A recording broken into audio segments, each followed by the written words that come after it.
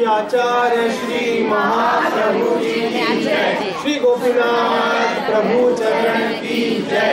श्री गोसाई जी परम दयाल की जय। श्याम सुंदर श्री अम्बे महारानी की जय।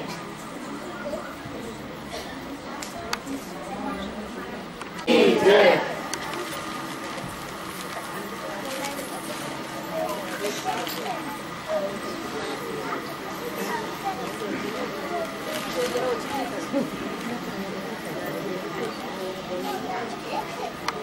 श्री गोसाई जी परम दयाल की जय।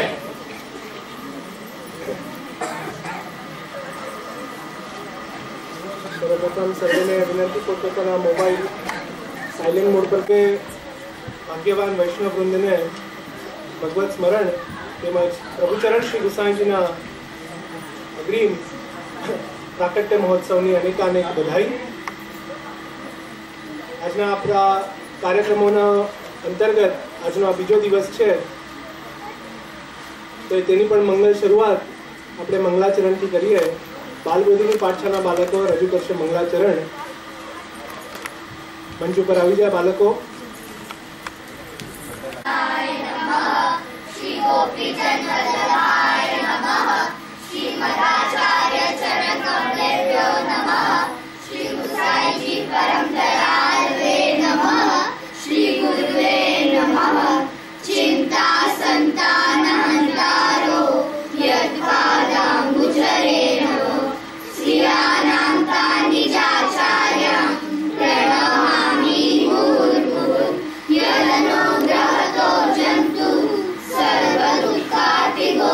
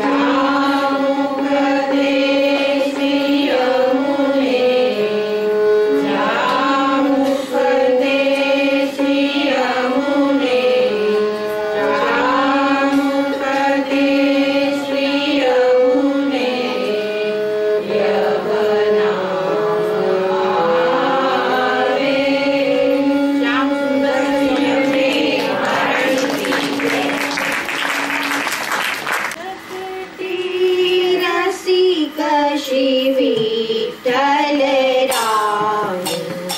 प्रगटे रसिक श्री विठ्ठलराय प्रगटे रसिक श्री विठ्ठलराय प्रगटे रसिक श्री विठ्ठलराय भक्तनंदित अवतार लीनो भक्तनंदित अवतार लीनो बहुरी व्रज में आय प्रगटे प्रगटे रसिक श्री विठ्ठलराय प्रगटे रसिक श्री विठ्ठलराय शिव ब्रह्मादिक ध्यान धरत है निगम जाको गाय शेष सहस्र मुख रटत रसना शेष सहस्र मुख रटत रसना व्यसना बरण्यो जाय प्रगटे प्रगटे रसिक श्री विठ्ठलराय प्रगटे रसिक श्री विठ्ठलराय पीता पटकटिका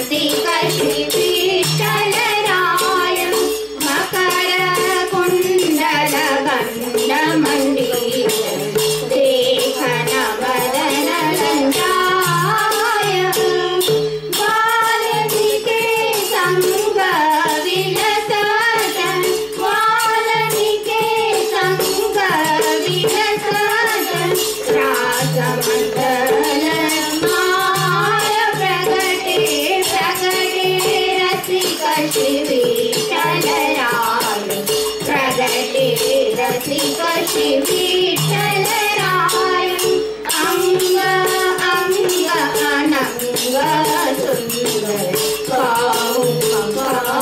बनाय प्राणपति की निरख शोभा प्राणपति की निरख शोभा चतुर्भुज बल बल जाय प्रगटे चतुर्भुज बल बल जाय प्रगटे प्रगटे रसिक श्री विठ्ठलराय प्रगटे रसिक श्री विठ्ठलराय प्रगटे रसिक श्री विठ्ठलराय प्रगटे रसिक श्री विठ्ठलराय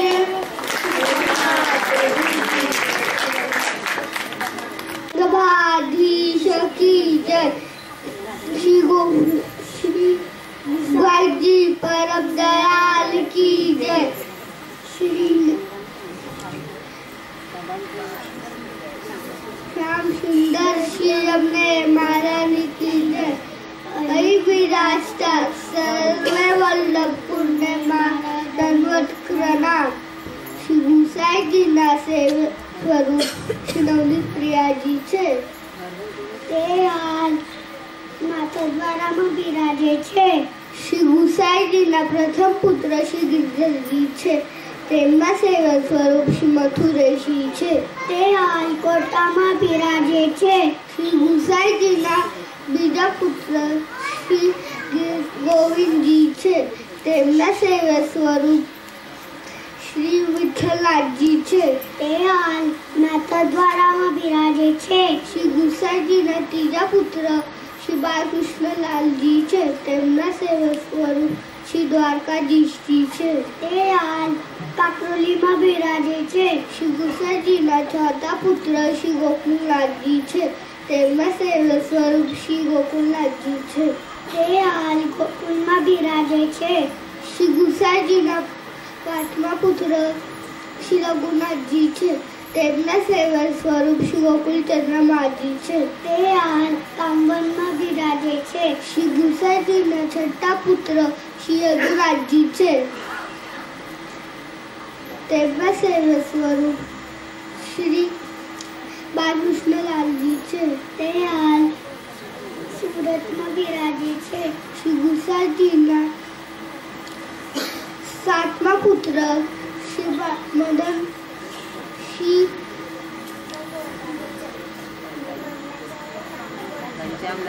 ગુસાઈજીના સાતમા પુત્ર શ્રી ઘનશ્યામજી છે તેમના સેવક સ્વરૂપ શ્રી મદન મોહનલાલજી છે તે હાલ કાંબનમાં બિરાજે છે શ્રી ગુસાઈજી પરમ દયાલ की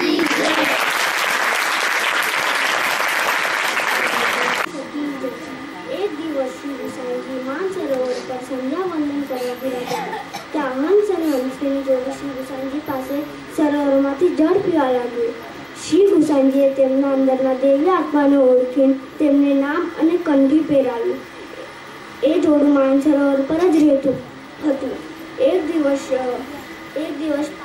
એક દિવસ પારગી આવ્યો અને પારગી શિકાર કરવા આવ્યો અને એ જોડાને બાણ મારવા લાગ્યો પર બાણ વાગતા જ નહોતા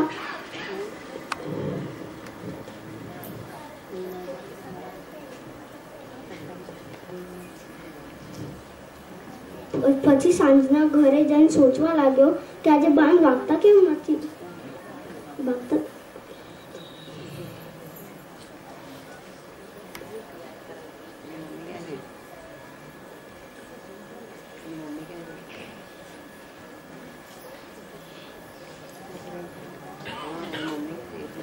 પછી હંસ અને હંસલી વ્રજરાત્રામાં આવે વૈષ્ણવના પગની રજમાં લોટતા હતા.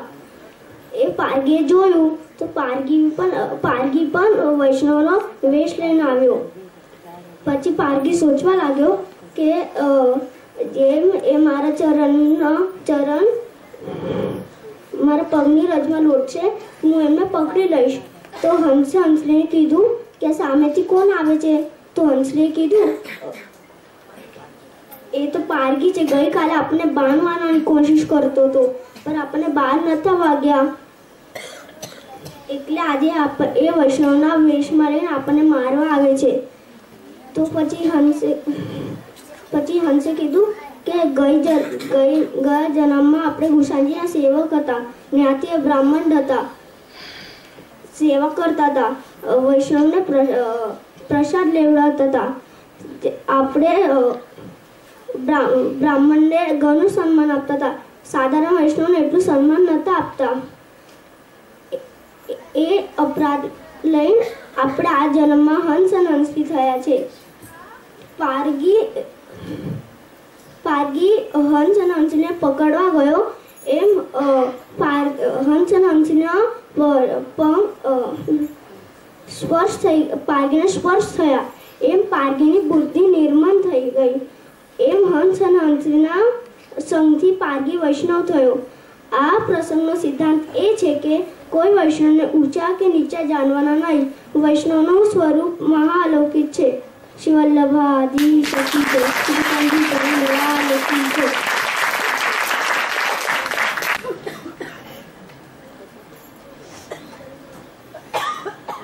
श्री वल्लभाधीश की जय, श्री विठलनाथ प्रभु की जय, श्री गुसाई जी परम दयाल की जय, श्री अम्बे महारानी की जय. અહીં બિરાજતા સર્વ વલ્લભ કુલ પરિવારને દંડવત પ્રણામ અને સર્વે વૈષ્ણવને જય શ્રી કૃષ્ણ ઉત્સવની ખૂબ ખૂબ બધાઈ. બેઠકજી એટલે શું?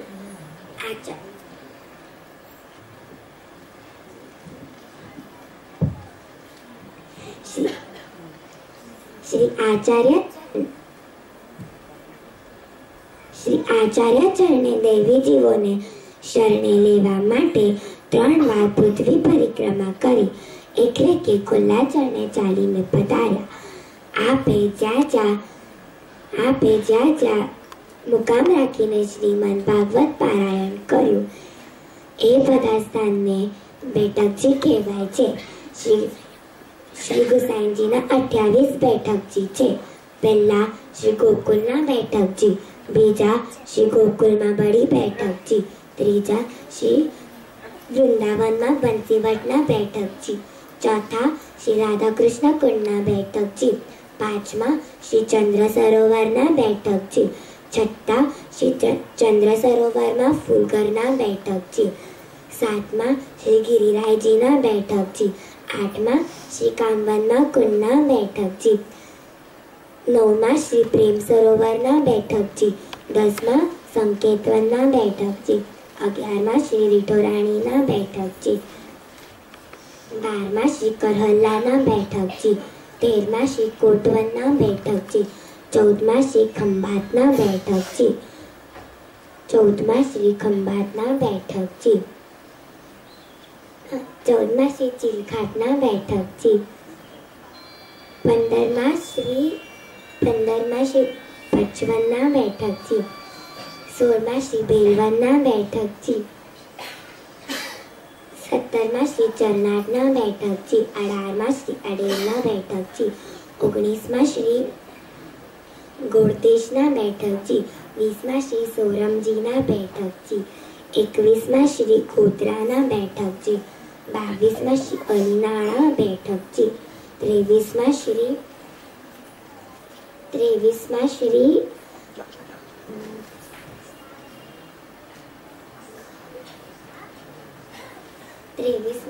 અસારવનાના બેઠકજી, 24મા શ્રી ખંભાતના બેઠકજી, 25મા શ્રી નવાનગરના બેઠકજી, 26માં શ્રી ગુરગણના બેઠકજી, 27માં શ્રી દ્વારિકાના બેઠકજી, 28માં શ્રી દ્વારિકામાં શ્રી રામ લક્ષ્મણજીના બેઠકજી.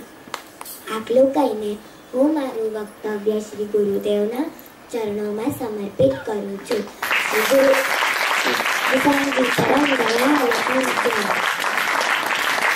જોઈએ કારણ કે શ્રી ગુસાઈજીના સ્વ ઈચ્છાથી 29માં બેઠકજી શ્રી વડનગરમાં પ્રકટ થયા છે. ત્યાંના જે એક સેવક હતા એમને રોજ શ્રી ગુસાઈજી સ્વપ્નમાં આજ્ઞા કરતા કે હું અહીંયા જ બિરાજું છું, મને પ્રકટ કરો આ કલિકાલમાં. તો આ ઈચ્છા કાંકરોલી નરેશ તેમજ ગોવિંદ પ્રભુજીને જણાવવામાં આવેલી. આ બંને બાળકોએ ત્યાં પધારીને શ્રી ગુસાઈજીના બેઠકજીનું સ્થાન બતાવ્યું અને એ ત્યાં જે ખોદવામાં આવ્યું અને ત્યાંથી બધા જે આપણા માર્ગના સાહિત્ય એમના ઝારીજી બંટાજી વગેરે શ્રી ગુસાઈજીના ત્યાંથી પ્રકટ થયા. એટલે ત્યાં હવે આપણા વડનગરમાં પણ શ્રી ગુસાઈજીના બેઠકજી હવે પ્રકટ બિરાજે છે. એટલે હવે આપણે 29નો ઉલ્લેખ રાખવો જોઈએ કે ગુસાઈજીએ કૃપા કરીને એક સ્થાન વધારે પ્રકટ કર્યું છે. જેમ પુષ્ટિ આપણને બધા નામો શ્રવણ કરાવ્યા તેમ 24માં બેઠકજી શ્રી ખંભાતના બેઠકજી છે. એ આ નારાયણ સરોવરના તળાવ પર બિરાજે છે. ત્યાં શ્રી ગુસાઈજી પધારીને ડેરા નાખીને બિરાજ્યા ત્યારે મુરારી આચાર્ય બડે પંડિત ત્યાં હતા. તે આપશ્રીના દર્શન કરવા આવ્યા અને આપશ્રી સાથે કઈક ચર્ચા વાત થયો અને એક ક્ષણમાં જ શ્રી ગુસાઈજી આગળ નિરુત્તર થઈ ગયા. ત્યારે એમણે વિનંતી કરી કે આચાર્ય શ્રી ગુસાઈજી, આપ તો પૂર્ણ પુરુષોત્તમ સ્વરૂપ છો.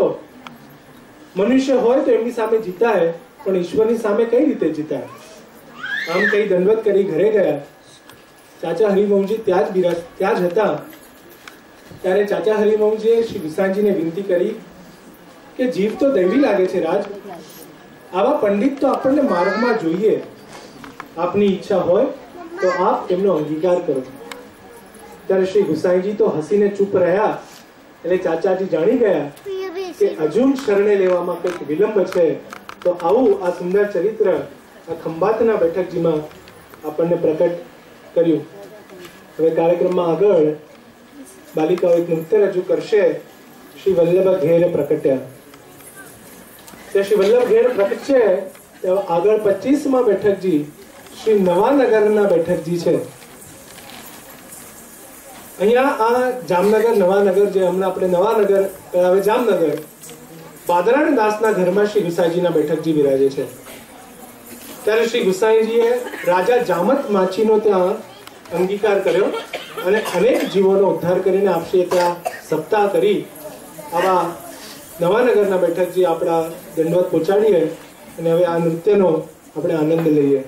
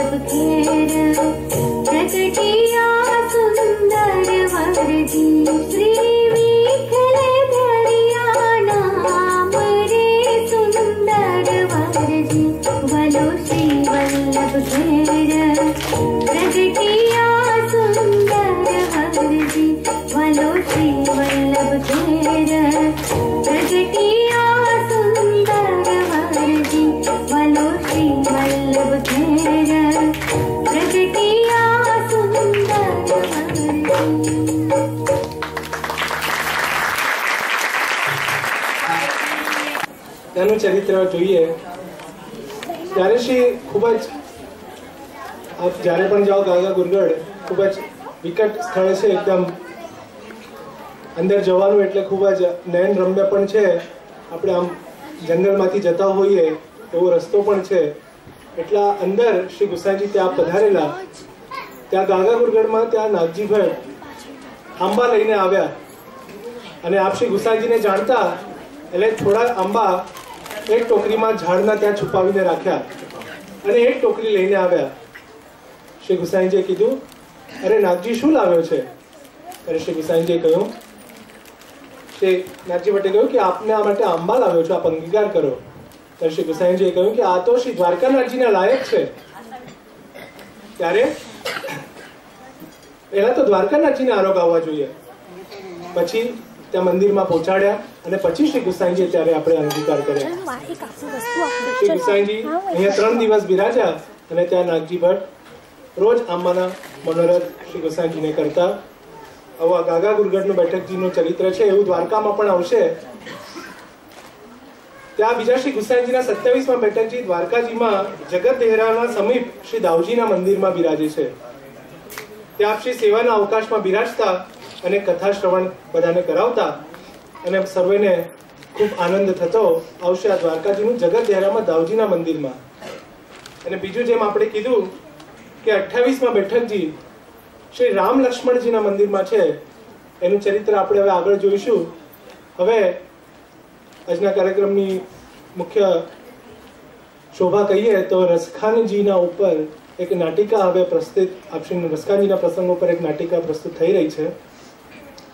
તો સર્વેને વિનંતી કે બધા શાંતિ જાળવે, પોતપોતાના નાના બચ્ચાઓને પોતાની પાસે રાખે, મોબાઈલ સ્વિચ ઓફ કરી દે અને આ લાઇટ્સ ને બધું ઓફ થાય તો જરાય ગભરાતા નહીં. શ્રી ગુસાઈજી અને આચાર્ય ચરણો આપણા માથે બિરાજિત છે. એટલે બચ્ચાઓને ખાસ આપણે બાળકોને આપણે સાચવીએ એનું ધ્યાન આપણે રાખશું. શ્રી તેમજ આપ શ્રી યશવર્ધન રાયજી મહોદય શ્રી અને પૂજ્ય નિધિ બેટીજી છેલ્લા આ 1.5 મહિનાથી આ પ્રસંગને એની સ્ક્રિપ્ટ લખવાથી લઈને અને બાળકો પાસે પ્રેક્ટિસ કરાવવા માટે ખૂબ શ્રમ લીધેલો છે. તો શ્રી વલ્લભાઈ તો સર્વેને વિનંતી છે કે આ બધા આપણે શાંતિથી આને જોઈએ, નિહાળીએ અને સિદ્ધાંતોને ગ્રહણ કરવાનો પ્રયાસ કરીએ. અને આ નાટિકાનું સંચાલન વચ્ચે સૂત્ર સંચાલન વંશિકાબેન ગુજર કરશે.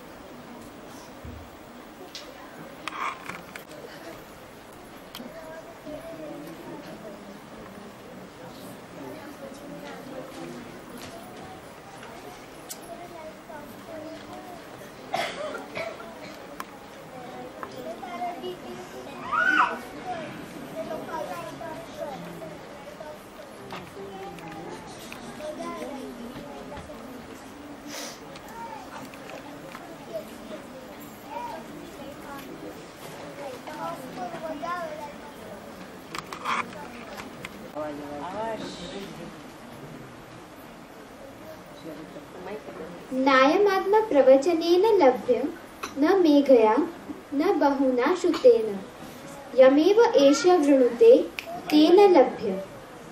श्रुति कहती है कि यह आत्मा प्रवचनों से प्राप्त नहीं होता, न बुद्धि से न ही वेदों से इसे पाया जा सकता है। यह तो उसी को प्राप्त होता है जिसका यह स्वयं वर्ण करता है। इस श्रुति से पूर्ण पुरुषोत्तम का ज्ञान मिलता है। बात जब पूर्ण पुरुषोत्तम की हो रही हो तो यह समझ लेना चाहिए कि पूर्ण पुरुषोत्तम उसी को कहा जा सकता है जो किसी भी प्रकार की मर्यादा में बंधते नहीं। कोई शास्त्र, कोई पुराण, कोई मंत्र या तंत्र, यहाँ तक कि कोई धर्म भी उसे बांध नहीं सकता। परब्रह्म तो वही है जो सभी धर्मों, सभी शास्त्रों और इन सब की मर्यादा से भी पर हो, जिसकी बंधे जाने की अथवा बांधने की अपनी ही सीमाएं हो और जो हर सीमा को पार कर जाए। परब्रह्म की इस परिभाषा में यदि कोई स्वरूप खरा उतरता है तो वह केवल हमारे निकुंज नायक, हमारे प्राण प्रिय श्रीनाथ जी ही है। और इस बात को सिद्ध करने के लिए आज की यह वार्ता ही बहुत है। यहाँ पर एक यवन पर जिस प्रकार श्री जी ने कृपा बरसाई है, उसे देखकर यही कहा जा सकता है कि वास्तव में परब्रह्म को किसी शास्त्र, पुराण, मंत्र, यहाँ तक कि धर्म विशेष की मर्यादाएं छू नहीं सकती। रसखान जी तो एक यवन है और उनकी एक हिंदू बालक के विशेष में आसक्ति देखकर कोई नहीं कह सकता था कि इन पर किस प्रकार की कृपा श्री जी करने वाले हैं। दिल्ली में रहने वाले रसखान को एक साहूकार के पुत्र पर आसक्ति हो गई और यह आसक्ति इतनी बढ़ गई कि वे उस साहूकार के पुत्र का झूठा भी खा लेते। उसकी ऐसी विलक्षण आसक्ति को देखकर उसकी जाति के लोग उसे टोकने लगे कि एक हिंदू काफिर पर ऐसी प्रीति होना ठीक नहीं, किंतु रसखान ने किसी की न सुनी और उन सबको क्रोधित होकर उनको मारने दौड़ पड़ते। आइए देखते हैं क्या होता है।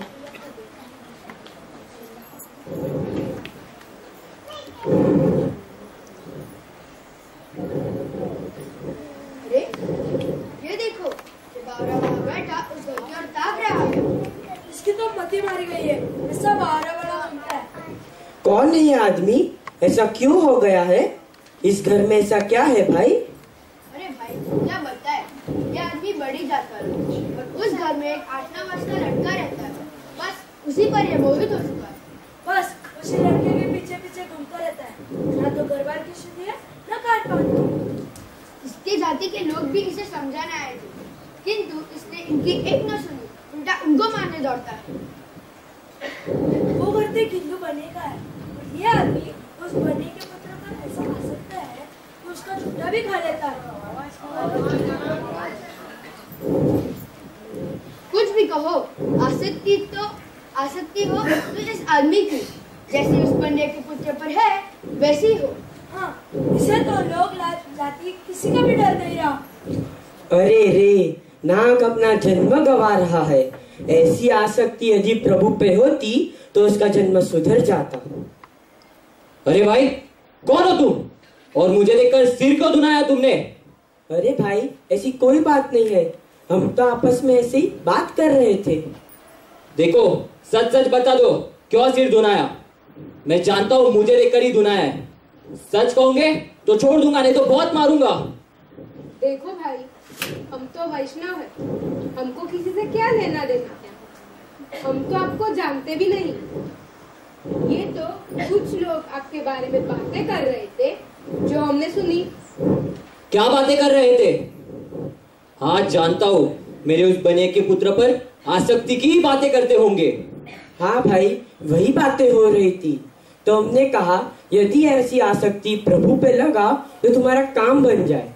लौकिक में आसक्ति तो जीव को लौकिक में ही खींचती है। हाँ, यह मनुष्य जन्म भगवान से लगन लगाने के लिए मिला है, जिसे लौकिक में व्यर्थ गंवाना नहीं चाहिए। ये प्रभु, ये भगवान किसे कहते हैं? मैं तो कुछ नहीं जानता। प्रभु इन्हें कहते हैं जिन्होंने ये सारा जगत बनाया है और इस जगत के ये अकेले मालिक है, और इस जगत में जो भी उत्तम प्रतीत होता है वह प्रभु की विभूति है। अगर यह सब उनकी विभूति है तो मैं उस मालिक को कैसे जानूं? ये देखो, ये उनकी तस्वीर है। अरे ये तो वही मूर्त है जिसकी मुझे तलाश थी। यह कहाँ मिलेंगे? अरे इनकी तो अवस्था ही बदल गई। हाँ, अवश्य ही ये कोई दैवी जीव है। हाँ, यदि ऐसा न होता तो इसका मन नहीं फिरता। अब उस बन्ये के पुत्र को नहीं देखना क्या? अरे उसे तो मैं भूल चुका। तुम यह बताओ, यह महबूब कहाँ मिलेंगे? यह महबूब तो ब्रज में मिलेंगे। यह मूर्त तुम मुझे दे दो, मैं अभी ब्रज को जाता हूँ, कहीं मैं इनको ना भूल जाऊं। इसलिए यह मूर्त तुम मुझे देखकर मुझ पर एहसान करो। ठीक है, ये अपने पास रखो, किंतु ध्यान रखना कहीं खो न देना। अब तो ये मेरी जान है, मैं अपने आप को खो दूं, लेकिन इनको कभी ना खो।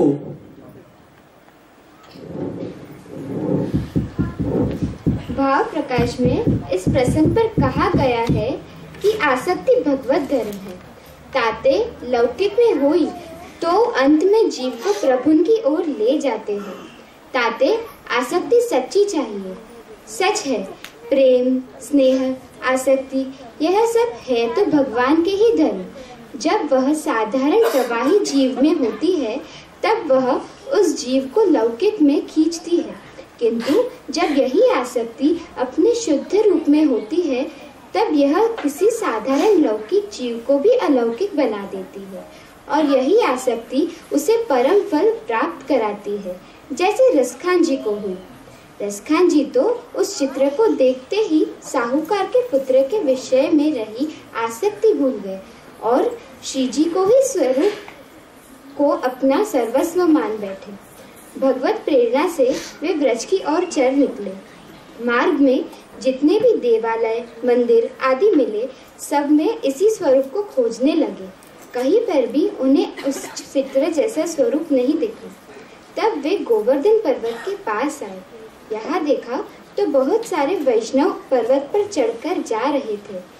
किसी एक वैष्णव को रोककर उन्होंने पूछा कि ऊपर क्या है, तो उन्हें जवाब मिला, ऊपर देव दमन का मंदिर है। बस फिर क्या था।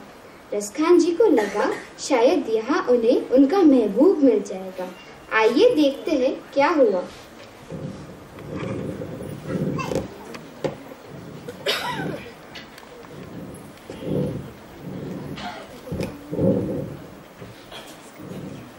अरे अरे, कौन है तू?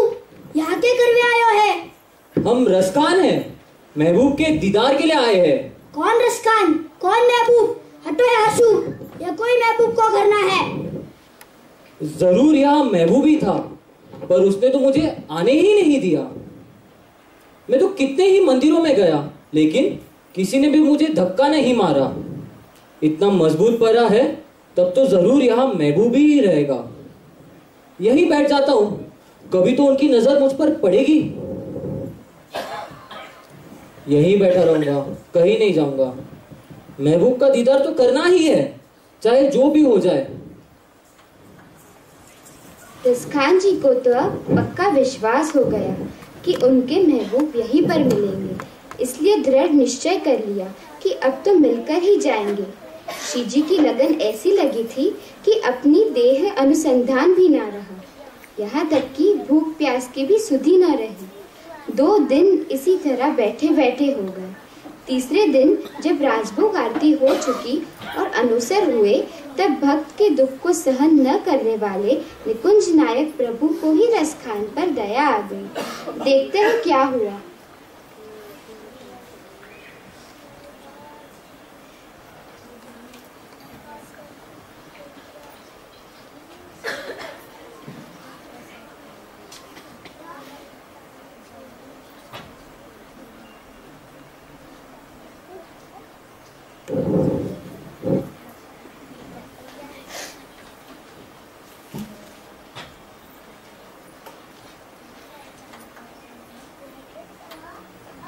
गोवर्धन की जय, सेना जी बाबा की जय। ये रसखान को तो कुछ देहानुसंधान है नहीं। 3 दिन वह गए कि प्यासे रहे। कहूँ या कि प्राण न निकसी जाए, मैं ही कछु उपाय करूं।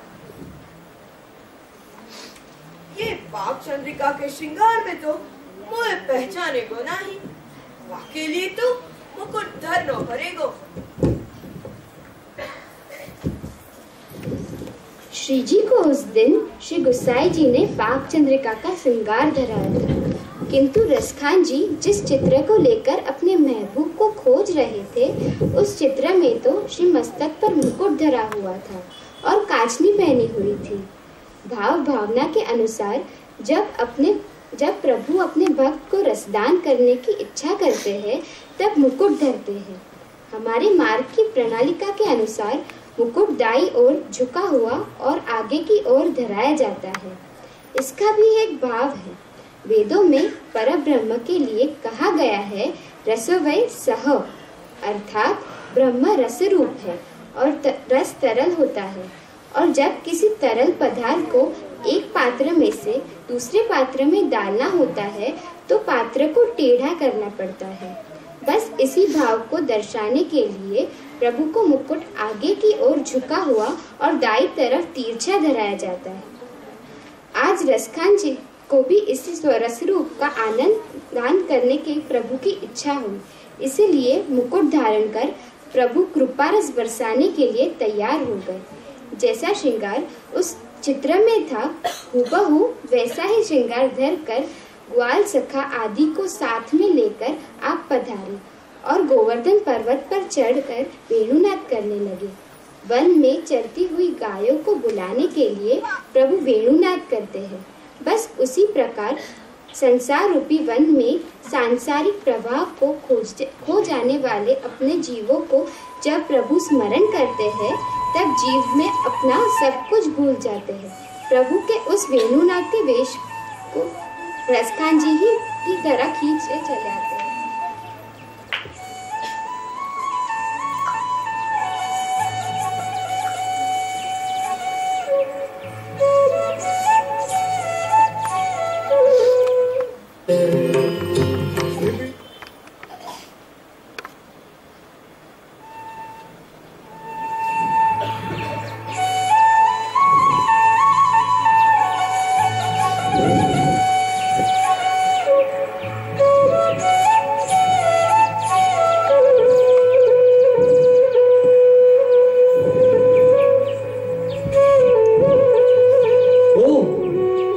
ऐसी मधुर बंसी किसने बजाई?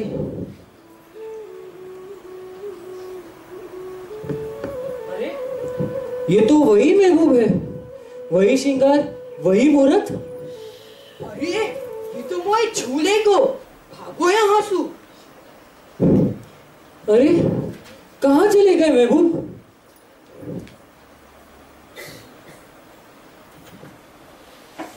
इधर श्रीनाथ जी श्री गुसाई जी के पास गोकुल पधारे। पुष्टि पुरुषोत्तम तो केवल श्री वल्लभ और श्री विठल के ही वश में है। जब तक विधिवत शरण नहीं आते, तब तक भक्त पर कृपा कैसे हो?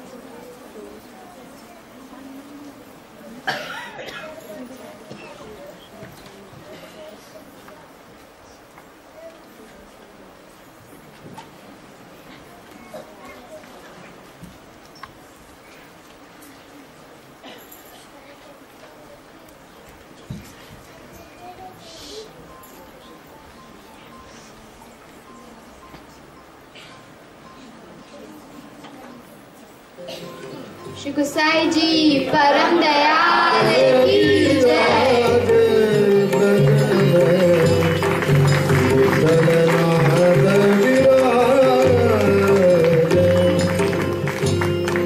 जिनको परम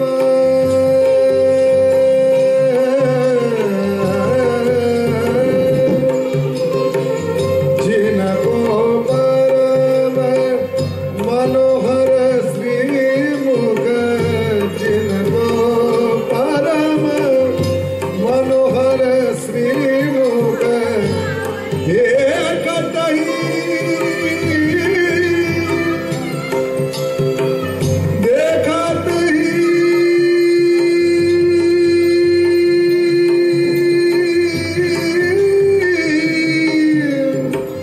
देखत ही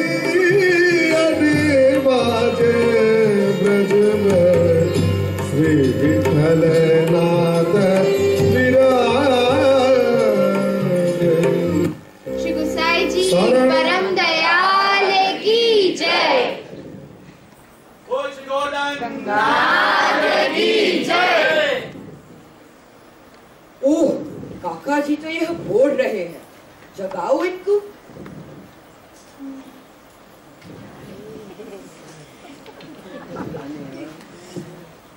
भक्त ताप निवारकाय नमः। कहो बाबा, कैसे पधारे? एक दैवी जीव है, परी वाको जन्म बड़ी जात में भयो है। बड़ो ही भटकर मेरे दर्शन को यहाँ आयो હતો। गोवर्धन पे चढ़ना क्यों तो ओरिया ने वहां धक्का दे नीचे भेज दिया। अब 3 दिन से उनको प्यासो गोविंद कुंड पे बैठे हो तो मोको दया आई। मैंने आज वहां को दर्शन दिया। दी मोको पकड़ी में ला क्यों तो मैं बातें पूछियो। बाबा, अब कहाँ आज्ञा है? तुम श्री गोवर्धन पर्वत पे पधारो और वहां को नाम दी, तभी मैं वहां को अंगीकार करूं। बाबा, जब इतनी कृपा ही करनी थी तो वहां ते भाजे क्यों? अरे तुमको स्पर्श करे वेला क्यों हो तो?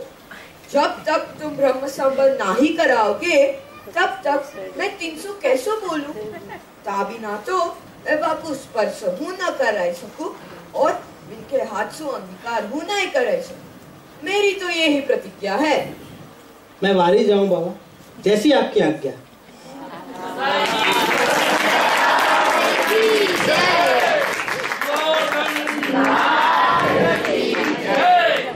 श्री गुसाई जी तो प्रभु के ऐसे वचन सुनकर बहुत प्रसन्न हुए और वहां से तुरंत ही उठकर यमुना जी के तट पर पधारे। यहाँ पर नाव में बैठकर पार उतरे। आपशी का घोड़ा वही खड़ा था जिस पर सवार होकर आप तुरंत श्रीजी द्वार और चल पड़े। रास्ते में जब गोविंद कुंड आया तब देखा कि वहाँ रसखान जी व्याकुल अवस्था में बैठे हुए थे। सीधे रसखान जी के पास आप पधारे।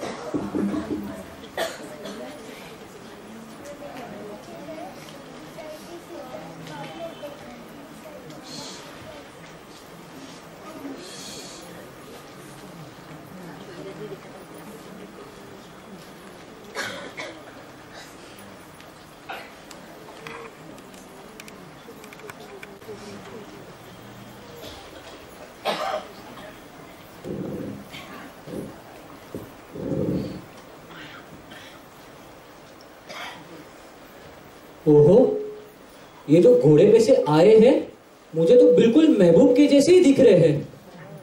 ये शायद महबूब के ही दोस्त होंगे। साहब, आप कौन हो? क्या इस पर्वत पे जो घर है वहां जा रहे हो? वहां तो महबूब रहते हैं ना? मेरा मन उनमें ही आसक्त हो चुका है। वो तो आपके दोस्त है ना? आप मुझे उनसे मिला दो तो मेहरबानी होगी। हाँ, पर तुमने हमारी दोस्ती कैसे जानी? वो तो बहुत आसान था। आप जब से आए हो आपकी आंखें उसी घर की ओर लगी हुई है। अच्छा रसखान, तुम नहा कर आओ, मैं तुम्हें उनके पास ले चलता हूँ। जैसा आप कहो, मैं अभी आया ना आकर।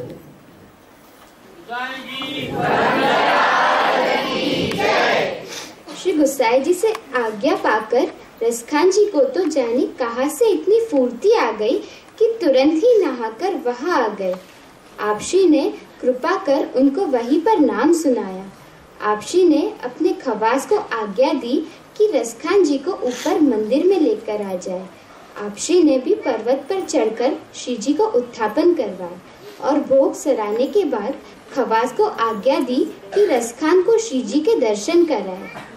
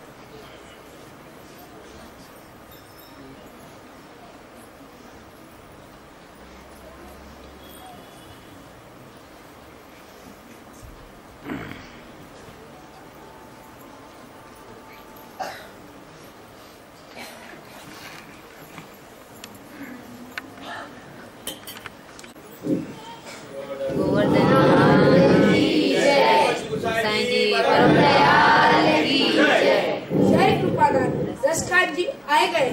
अच्छा, उनको दर्शन कराओ।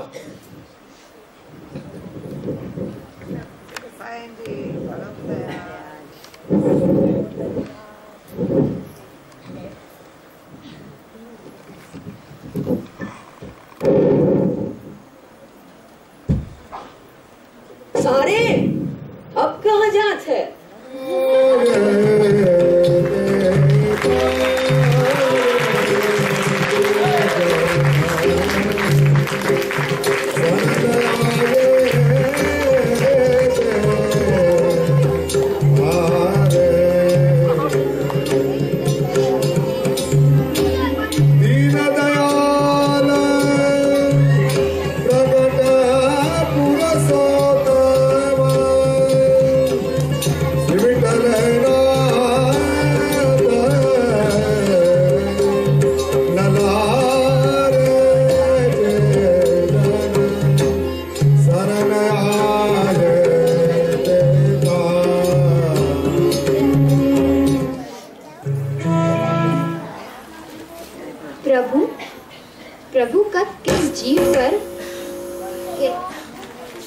प्रभु कब किस जीव पर कैसी कृपा करेंगे, इसका कोई भी नियम नहीं होता। जीव तो प्रभु को प्राप्त करने के लिए हजारों यत्न करता है, किंतु प्रभु स्वयं जिस जीव को मिलाना चाहे ऐसी जीव तो विलक्षण होते हैं।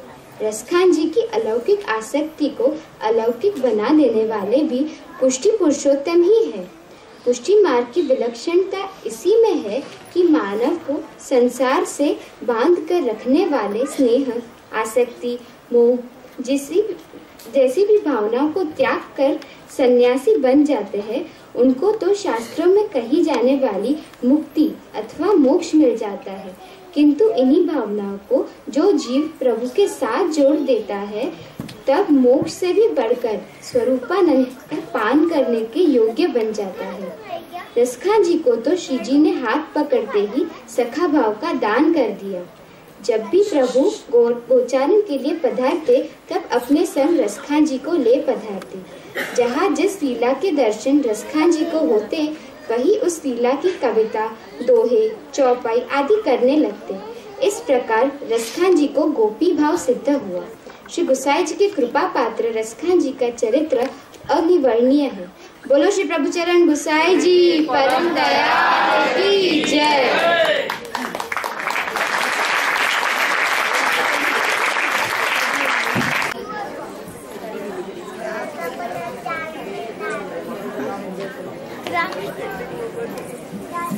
बोलो श्री वल्लभाधीश की जय, श्री गुसाई जी परम दयाल की जय।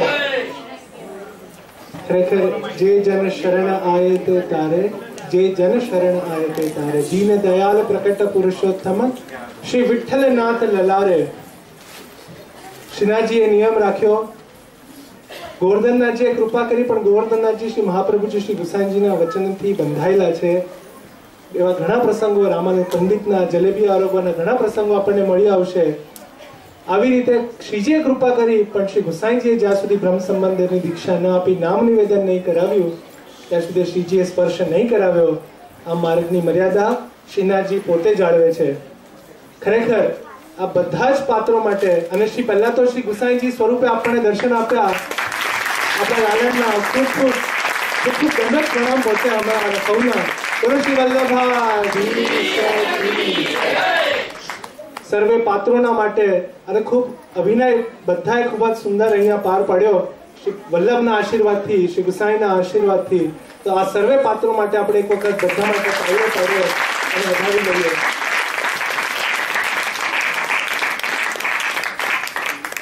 ખૂબ સુંદર પ્રસ્તુતિ રહી। હવે આગળ છેલ્લી બેઠકજીનું શ્રવણ કરી લઈએ કે શ્રી ગુસાઈજીના છેલ્લી 29માં બેઠકની તો પહેલા જ કહી દીધું। 28માં બેઠકજી શ્રી દ્વારકામાં રામ લક્ષ્મણજીના મંદિરમાં બિરાજે છે। અહીંયા શ્રી ગુસાઈજી દ્વારકાનાથજીમાંથી વિદા લઈ શ્રી રામ લક્ષ્મણજીના મંદિરમાં ડેરા કરીને બિરાજ્યા। અહીંયા પણ નાગજી ભટ્ટ આંબા લઈને આવ્યા। ત્યારે શ્રી ગુસાઈજીએ પૂછ્યું, નાગજી અહીંયા શું લાવ્યા છો? ત્યારે નાગજી ભટ્ટે કહ્યું, રાજ આંબા છે। ત્યારે શ્રી ગુસાઈજી કર્યું કે જા ગોમતીમાં સ્નાન કર અને આંબા શ્રી દ્વારકાનાથજીને પહોંચાડી આવ અને દ્વારકાનાથજીના દર્શન કરો। દ્વારકાનાથજી આરોગશે ત્યાર પછી અમે અંગીકાર કરીશું। શ્રી ગુસાઈજીની આજ્ઞા માની નાગજી ભટ્ટ ફરી દ્વારકાનાથજીના મંદિરમાં આવી પહોંચ્યા। રાજભોગ આરતીના દર્શન કર્યા। ત્યારે શ્રી ગુસાઈજી શ્રી દ્વારકાનાથજીને બીડા આરોગાવી રહ્યા છે એવા દર્શન ત્યાં નાગજી ભટ્ટને થયા। અને એમને આશ્ચર્ય થયું કે હમણાં તો હું ત્યાં દંડવત કરીને આવ્યો, એટલી વારમાં અહીંયા ગુસાઈજી પધાર્યા કઈ રીતે? બહાર આવીને તો જોયું કે શ્રી ગુસાઈજી તો સંઘના વૈષ્ણવ સાથે રામ લક્ષ્મણજીને ત્યાં મંદિરમાં જ છે, ત્યાં જ છે। અને ત્યાં બીજું તો કોઈ માણસો ગુસાઈજી પધારે તો સાથે સંઘના વૈષ્ણવ પણ હોય, પણ બહાર પણ કોઈ નથી। પછી ત્યાંથી નાગજી ભટ્ટ આવ્યા, દર્શન કરીને દ્વારકાનાથજીના રામ લક્ષ્મણજીના મંદિરે આવી પહોંચ્યા। અને ત્યાં તો શ્રી ગુસાઈજી ડેરામાં ભોજન કરી ચોકી પર બિરાજીને બીડા આરોગી રહ્યા હતા। ત્યારે નાગજી ભટ્ટે દંડવત કર્યું અને શ્રી ગુસાઈજીએ પૂછ્યું કે દ્વારકાનાથજીના દર્શન કરી આવ્યા? ત્યારે નાગજી ભટ્ટે કહ્યું, રાજ શ્રી દ્વારકાનાથજીમાં અદ્ભુત દર્શન થયા। શ્રી દ્વારકાનાથજીને આપ બીડા આરોગાવી રહ્યા છો અને દ્વારકાનાથજી આપને બીડા આરોગાવ્યા। આવા અલૌકિક દર્શન આપની કૃપાથી ત્યાં થયા। એટલે જ તો દ્વારકાનાથજી મોકલ્યા હતા શ્રી ગુસાઈજીએ। ત્યારે આપની આજ્ઞા કરી કે હવે તમારો સંદેહ નિવૃત્ત થયો કે દ્વારકાનાથજીને આંબા આરોગાવો એટલે હું જ આરોગું છું। આ એમનો સંશય દૂર કરવા માટે નાગજી ભટ્ટને ત્યાં આપશ્રીએ ત્યાં મોકલ્યા। અને શ્રી મહાપ્રભુજીનો સંબંધ દ્વારકાનાથજીમાં સદૈવ બની રહે છે, એટલે અમારો પણ સંબંધ ત્યાં છે। હું શ્રી ગુસાઈજી ત્યાં નાગજી ભટ્ટને ત્યાં આજ્ઞા કરે છે અને ત્યાં આંબા આરોગ્યા। આવું સુંદર ચરિત્ર આપ શ્રી 28માં બેઠકજી શ્રી રામ લક્ષ્મણજીના મંદિરમાં દ્વારકામાં ત્યાં પ્રકટ કર્યું। આ રીતે આ 2 દિવસમાં શ્રી ગુસાઈજીના અલૌકિક એવા 28 અને 29 બેઠકજીના આપણે ચરિત્ર જોયા। પ્રભુચરણ શ્રી ગુસાઈજીના બધી બેઠકજી આપણે હાલમાં તો જઈ નથી શકતા, પણ માનસીમાં આપ શ્રી બધા આપણે ત્યાં દંડવત પહોંચાડીએ. બોલો શ્રી ગુસાઈજી પરમ દયાલ કી. આવતીકાલે શ્રી વિઠ્ઠલજીની હવેલીમાં શ્રી સર્વોત્તમ સ્તોત્રજીના પાઠ છે 3 થી 4. પરમ દિવસે શ્રી નામ રત્નાખ્ય સ્તોત્રના પાઠ 3 થી 4 શ્રી વિઠ્ઠલજીની હવેલીમાં. ત્યારબાદ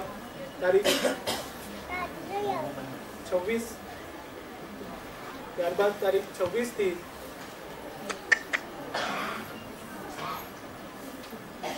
પહેલા હાથમાં ખોલાવું. ત્યારબાદ તારીખ 26 થી 30 સુધી એટલે શ્રી ગુસાઈજીના પ્રાકટ્ય ઉત્સવ સુધી આપણે પૂજ્ય શ્રી યોગેશભાઈ શાસ્ત્રીજી અહીં 26 તારીખે પધારવાના છે અને 4 દિવસ શ્રી ગિરિરાજ ધારેષ્ટકમ પર આ 4 દિવસનું ભગવદ વાર્તા સત્ર રહેવાનું છે અને છેલ્લા દિવસે શ્રી ગુસાઈજીના પ્રાકટ્ય મહોત્સવે આપણે શ્રી ગુસાઈજીના અનેકવિધ ગુણગાન કરીશું. તો આ કાર્યક્રમ આપણો આ 7 દિવસીય છે. જેમ આપણે ગઈકાલથી શરૂ કર્યું તેમ આવતા રવિવાર સુધી પ્રભુચરણના પ્રાકટ્ય ઉત્સવ સુધી આપણે આ વર્ષે ઉજવવાના છીએ. તો આવો જ ઉત્સાહ કાલે આપણે આપશ્રી દ્વારા રચિત શ્રી સર્વોત્તમ સ્તોત્રના પાઠ કરીને અને નામરત્ના કે સ્તોત્રના પાઠ કરીને આપણે આપણી વાણીને પવિત્ર કરીએ. હવે આજના આ કાર્યક્રમો પર અને આપશ્રીના મંગલ પ્રવચન માટે હું આપશ્રીને નમ્ર વિનંતી કરું કે આપ મંચ ઉપર પધારી અમને આશીર્વચન આપો. શ્રી વલ્લભાધીશ અષ્ટમ બોધયિતુમ ગૌરશ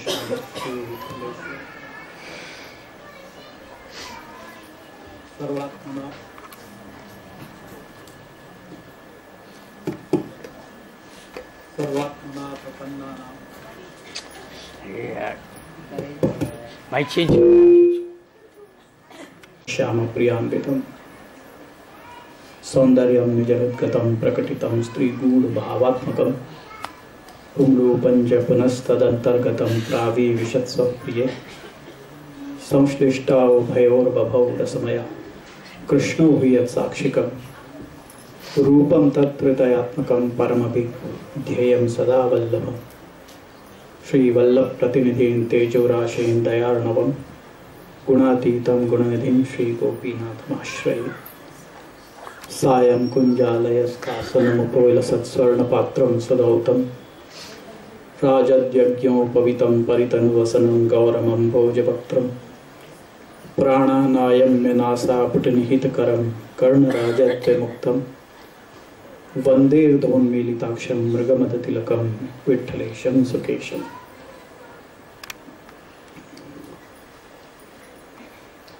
અહીં ઉપસ્થિત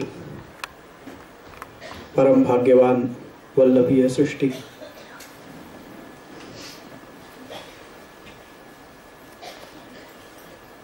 બધાને આવનારા પ્રભુચરણ શ્રી ગુસાઈજીના પ્રાકટ્ય મહોત્સવની ખૂબ ખૂબ બધાઈ છે.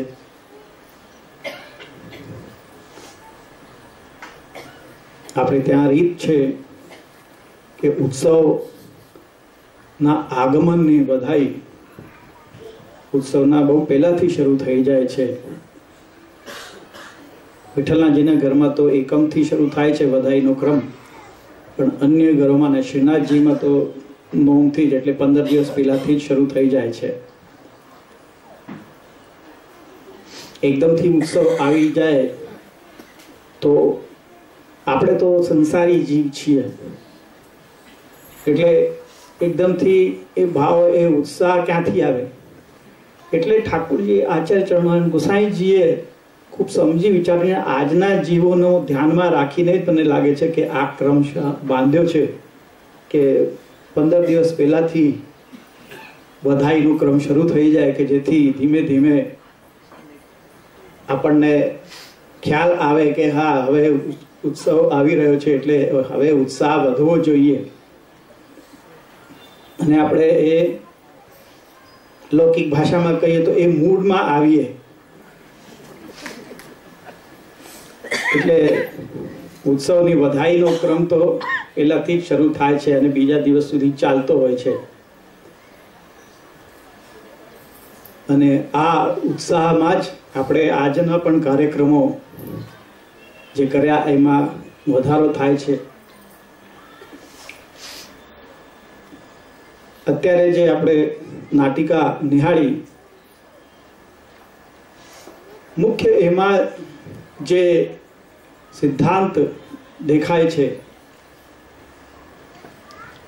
એ છે કે જેમ શરૂઆતમાં શ્રુતિ ગાઈ કે નાયમ આત્મા પ્રવચનેન લભ્ય ન મેધયા ન બહુના શ્રુતેન યમે વેશ વૃણુતે તેન લભ્ય. કઠોપનિષદની આ શ્રુતિ છે. એની અંદર કહ્યું છે કે પૂર્ણ પુરુષોત્તમ પરમાત્મા, જેને આપણે સાધારણ લૌકિક ભાષામાં કહીએ, આ આત્મા પ્રવચન દ્વારા પ્રાપ્ત નથી. એનું આપણે અહીંયા જીવંત ઉદાહરણ જોયું. પૂર્ણ પુરુષોત્તમ કોઈ ધર્મ વિશેષ સાથે પણ બંધાયેલા નથી. એનું પણ આપણે જીવંત ઉદાહરણ જોયું. કોઈનાથી ન બંધાય એ જ પૂર્ણ પુરુષોત્તમ. કોઈ નિયમમાં ન બંધાય, જેમના નિયમમાં બધા બંધાય, અને પોતે કોઈ નિયમમાં ન બંધાય, અને બંધાય તો પણ પોતાની મરજીથી બંધાય, નહીં કે તે નિયમ છે માટે. ઠાકોરજીની બાલ લીલામાં પણ યશોદાજી દોરડાથી બાંધવા ગયા તો ક્યાં ઠાકોરજી બંધાયા છે? દર વખતે 2 આંગુલ છોટી રહી જતી હતી રસ્સી. કેટલી પણ મોટી જોડતા જઈએ તો પણ એ 2 આંગળી નાની થઈ જ જતી હતી. ત્યાં ઠાકોરજી એ જ દર્શાવવા માંગતા હતા કે મારું સ્વરૂપ સમજ, હું કઈ બંધાવામાં આવું એવો નથી. અને જ્યારે પોતે કૃપા કરી યશોદાજી થાકી ગયા અને પ્રસ્વેદના બિંદુઓ ઝલકવા લાગ્યા અને નેત્રમાં પણ આંસુ ભરાઈ ગયા થાકને કારણે, ત્યારે પ્રભુને ઈચ્છા થઈ કે ના, હવે માતાનો આ શ્રમ દૂર કરવો જોઈએ, એટલે બંધાયા. કોઈનાથી બંધાતા નથી અને તેમ છતાં બંધાય છે. આ વિરુદ્ધ ધર્માશ્રય છે. આ પ્રસંગની અંદર પણ વિરુદ્ધ ધર્માશ્રય તો સ્પષ્ટ દેખાઈ આવતો હતો કે રસકાનજીની ઉપર કૃપા કરવાને માટે કોઈ કારણ નહોતું. એની આસક્તિ તો લૌકિક હતી, જે પેલા પુત્રની ઉપર હતી,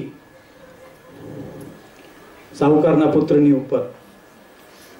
એ સાવ લૌકિક આસક્તિ હતી. એ લૌકિક આસક્તિને એમાંથી લૌકિક કાઢી આસક્તિ રાખી દીધી, લૌકિક કાઢી નાખ્યું અને એની જગ્યાએ અલૌકિક આસક્તિ ત્યાં ગોઠવી દીધી. આ કરનાર બધા કરતા કારયતા કોણ છે? પ્રભુ સ્વયં. એ જ અહીંયા શ્રીજીએ પોતાનું પૂર્ણ પુરુષોત્તમત્વ અહીંયા દર્શાવ્યું કે ઈચ્છા થાય કોઈ પણ જીવને શરણે લઈ શકે છે, એની ઉપર કૃપા કરી શકે છે. તેમ છતાં રસખાનજી જ્યારે પકડવા દોડ્યા તો એમના હાથમાં નહીં આવ્યા કે ભાઈ કૃપા કરવી જ હતી. ગુસાઈજીએ પૂછ્યું કે ભાઈ બાવા, ઇતની કૃપા કરनी હતી તો તહાં તે ભાજ ક્यों आए? તો કીધું નહીં, હું આપની સાથે વચનથી બંધાયેલો છું. એટલે આપ જ્યાર સુધી બ્રહ્મસમન નથી આપતા ત્યાર સુધી હું એના હાથનું એને સ્પર્શ પણ ન કરવા દઉં અને એના હાથથી આરોગી પણ ન શકું. આ નિયમ કોણે બાંધ્યો? પોતે બાંધ્યો છે. કોઈ મહાપ્રભુજીએ કે ગુસાઈજીએ એવી આજ્ઞા નહોતી કરી કે એવી વિનંતી નહોતી કરી કે આપ અમારા હાથેથી જ આરોગજો, કે આપ જ્યાર સુધી અમે ના કહીએ ત્યાર સુધી આપ કોઈ જીવને ઉપર કૃપા નહીં કરશો. એવું ક્યાંય વિનંતી કે એવું ક્યાંય નથી કહ્યું. મહાપ્રભુજીએ નથી આજ્ઞા વિનંતી કરી કે નથી ગોસાઈજીએ કરી, તેમ છતાં પ્રભુ સ્વયં એ વચનથી બંધાયેલા છે. એટલે નથી બંધાતા પણ છતાં બંધાય છે. આ વિરુદ્ધ ધર્માશ્રયત્વ કોની અંદર છે કોઈ દેવતા? પ્રાકૃતા સકલા દેવા ગણિતાનંદકમ બૃહદ પૂર્ણાનંદો હરિસ તસ્માત કૃષ્ણ એવ ગતિર્મમ. શ્રી કૃષ્ણ જ પૂર્ણાનંદ છે. જીવની ઈચ્છા શું છે? આનંદની પ્રાપ્તિ, એ જ ને. તો જ્યાં ગણિતાનંદ છે ત્યાં તો ક્યાંક ને ક્યાંક આનંદ પૂરું થઈ જ જવાનું છે, કે ફરી પાછા આનંદની શોધમાં ભટકવાનું જ છે. એના કરતા આનંદનું જે સ્ત્રોત છે, અગણિત આનંદ જ્યાં છે, પૂર્ણાનંદ જ્યાં છે, ત્યાંથી જ મેળવો ને. એટલે આ છે ચરણો એમ ગુસાઈજીએ શ્રીનાથજીને આપણે માથે પધરાવી આપ્યા છે. એ છતાં એ સ્વરૂપને ન ઓળખી ભટકતા રહીએ તો આપણાથી વધારે દુર્ભાગ્યશાળી બીજું કોણ હશે? કે જે કોઈનાથી નથી બંધાતા એમને તમારી સાથે બાંધી દીધા છે, તો ક્યાંય જવાના નથી. બીજા અન્ય મર્યાદા માર્ગની અંદર તો દેવતાનું આવાહન થાય અને એને આવવું પડે એ દેવતાને, અને વિસર્જન થાય ત્યારે એને જવું પડે. જેનું આવાહન થયું છે એને વિસર્જન પણ થાય જ છે. પણ પુષ્ટિ માર્ગમાં એક વખત પુષ્ટાવ્યા, ઠાકોરજી પુષ્ટાવ્યા છે, તો એ સ્વરૂપમાંથી ક્યારેય એ અંતર્ધાન થતું નથી, ક્યાંય પધારતા નથી. એ પધાર્યા છે તો ત્યાં જ છે, તમારી પાસે જ છે, તમારા ઘરે જ છે, તમારા માથે જ વિરાજે છે. કોઈ એમને દૂર કરી શકતું નથી. જ્યાં સુધી કે તમે પોતે દૂર કરવા ન ઈચ્છતા હોય, એ વસ્તુ અલગ વાત છે કે હવે અમારાથી સેવા નથી બનતી, હવે પધરાવી આપો, એવી વિનંતીઓ કરવા માટે આવે છે વૈષ્ણવો, કે હવે અમારા ઘરે કોઈ કરતું નથી સેવા, હવે પધરાવી આપવા માંગીએ છીએ, કે હવે સેવા ઓછી કરવાની અમને આજ્ઞા આપો, હવે આ નથી બનતું, પેલું નથી બનતું, હવે અશક્ત થયા. એ બધી વાતો કહી કહીને અને પછી પાછા પધરાવવાની જ્યારે વિનંતી કરે છે, તો એવા વખતે અમારા હૃદય પર શું વીતતી હશે એ તમે વિચાર કરો. એ વખતે વિચાર આવે છે કે કેટલું આપણું સૌભાગ્ય છે કે આપણને એવા પૂર્ણ પુરુષોત્તમનું સ્વરૂપ પધરાવી આપ્યું છે કે જે બંધાયા છે અને હંમેશને માટે આપણા માથે પધરાવે છે. કોને આ સૌભાગ્ય મળે છે? શ્રુતિ પણ એમ જ કહે છે ને, નાયમ આત્મા પ્રવચને લભ્ય વગેરે કહીને. તો એ લભ્ય થયું છે એને સાચવીને આપણે રાખી શકતા નથી.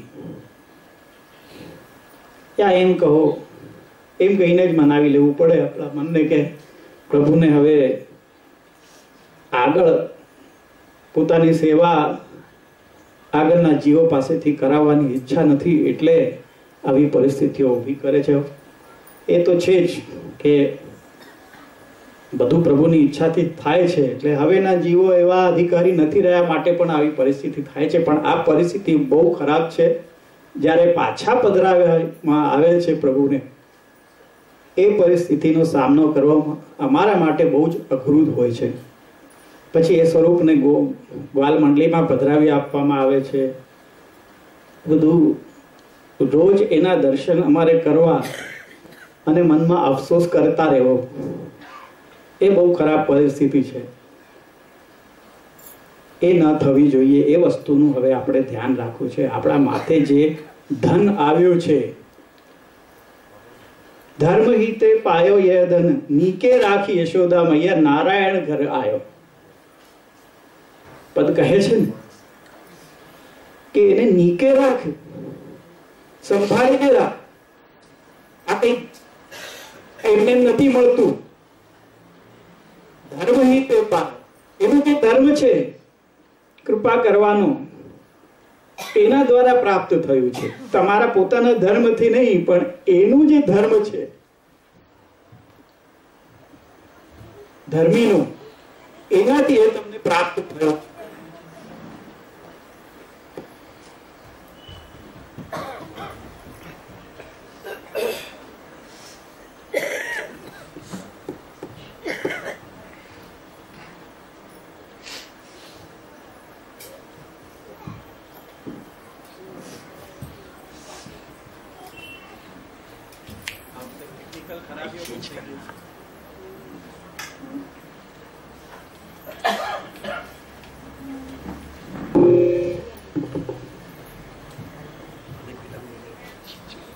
તો એ ધર્મને કારણે પ્રાપ્ત થયું જે ધન છે, સો ધન ધર્યો ક્ષીર સાગર મેં બ્રહ્મા જાય જગાયો.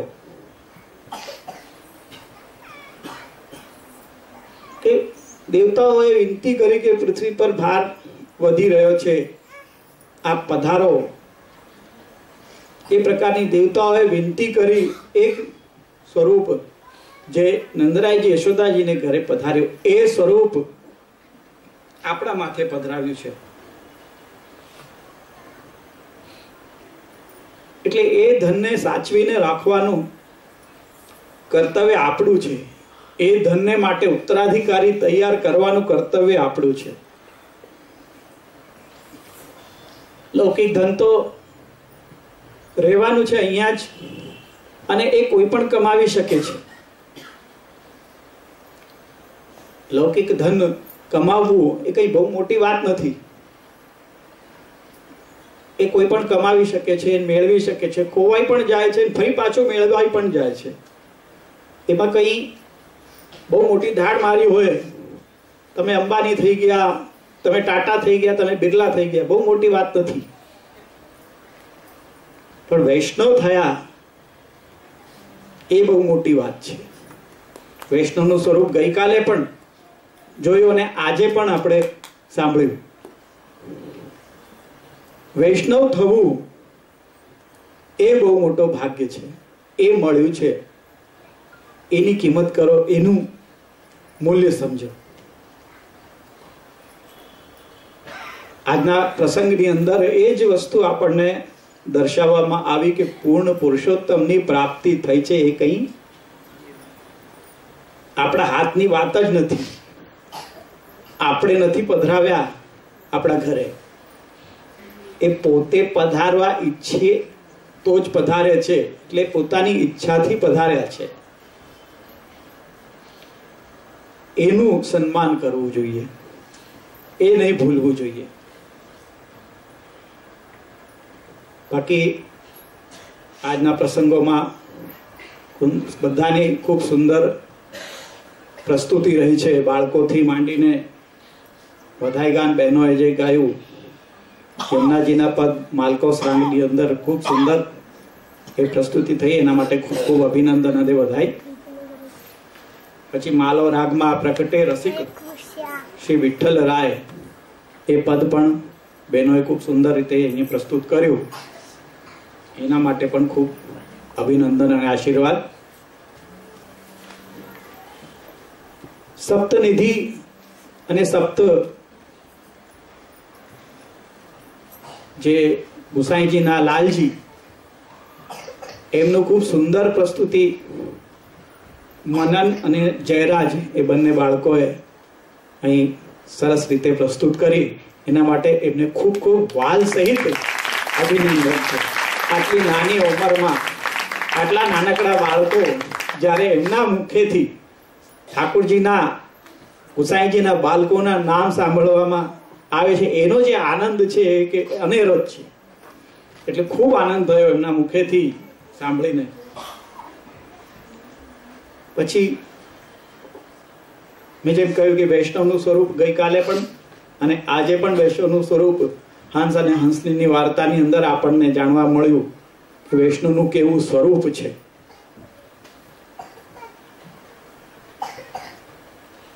ગુસાઈજીની 28 બેઠકોનું આપણે મિલિંદભાઈની મુખેથી પણ અને પુષ્ટિશાના મુખેથી પણ આખું આપણે એની સૂચિ આપણે સાંભળી. પ્રભુ કૃપા થાય તો ક્યારેક આ બધી બેઠકોમાં આપણે જઈને દંડવત સ્પર્શ કરી શકીએ. એનો લાવો જરૂર લેજો જ્યારે પણ એ બધા સ્થળોએ જાઓ છો. આપણાથી બનશે તો આપણે જરૂર કાઢીશું. પ્રભુ કૃપા કરશે તો અવશ્ય. આપણે ગુસાઈજીની બેઠકની જે સૌરાષ્ટ્રના બેઠકની તો આપણે અમુક વર્ષો પહેલા આપણે કાઢી હતી અને ખૂબ સુંદર સફળ રહી હતી. પ્રભુ કૃપાથી ફરીથી આવી કોઈ યાત્રાનું આયોજન થાય તો ખૂબ કૃપા રહેશે પ્રભુની. શ્રી વલ્લભ ઘેર પ્રગટ્યા એ સામૂહિક નૃત્ય એ પણ બાલિકાઓએ ખૂબ સુંદર રીતે પ્રસ્તુત કર્યું. એના માટે ખૂબ ખૂબ અભિનંદન અને આશીર્વાદ છે. બાકી હજી 5 દિવસોનો આપણે ઉત્સવની ઉજવણી હમણાં ચાલુ જ રહેવાની છે. એમાં પણ બધા ખૂબ ઉત્સાહ સાથે સહભાગ લેજો અને આવજો, ઉપસ્થિત રહેજો. રજાના જ દિવસો છે. ખબર છે ઘણા લોકો તો વેકેશન માટે ઉપડી ગયા હશે અને બીજા પણ કારણો છે બહાર જવાના. પણ જેટલા અહીંયા છો એ અવશ્ય લાભ લેજો. ગિરિરાજ ધાર્યાષ્ટકમની ઉપર આપણને સત્સંગનો લાભ મળવાનો છે, એનો પણ ખૂબ લાભ લેજો અને ઉત્સવને દિવસે ખૂબ પ્રેમથી, ઉત્સાહથી ખૂબ લાડ લડાવજો પ્રભુને અને ગોસાઈજીને પણ. હવે આપણે આજે અહીંયા જ વિરામ લઈએ. ફરી પાછા આપણે આવતીકાલે મળીશું પાઠના માટે.